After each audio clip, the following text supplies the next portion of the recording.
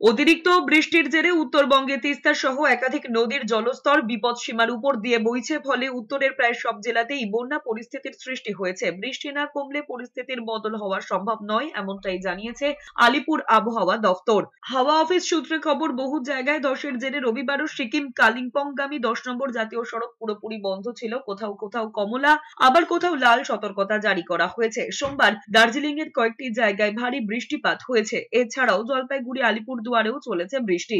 মঙ্গলবারও একই আবহাওয়া থাকবে উত্তরের এই জেলাগুলিতে। বুধ এবং বৃহস্পতিবার উত্তরের কয়েকটি জেলার জন্য লাল সতর্কতা জারি করা হয়েছে। শুক্রবার থেকে বৃষ্টির পরিমাণ কিছুটা কমলেও পরিস্থিতি স্বাভাবিক হওয়ার সম্ভাবনা কম। বেশিরভাগ জেলাতেই বিক্ষিপ্ত রেনফল হওয়ার সম্ভাবনা আছে, তবে ঝাড়গ্রাম, দুটি মেদিনীপুর এবং দুটি 24 পরগনাতে কিন্তু ফেয়ারলি ওয়াইড স্প্রেড রেনফল হওয়ার সম্ভাবনা আছে। আর উত্তরবঙ্গে উত্তরের 5টি জেলা, অর্থাৎ দার্জিলিং, জলপাইগুড়ি, কালিম্পং এবং আলিপুরদুয়ার, কোচবিহারে ওয়াইড স্প্রেড রেনফল হওয়ার সম্ভাবনা আছে এবং উত্তরবঙ্গের অন্যান্য সব জেলাতে ফেয়ারলি ওয়াইড স্প্রেড হওয়ার সম্ভাবনা আছে।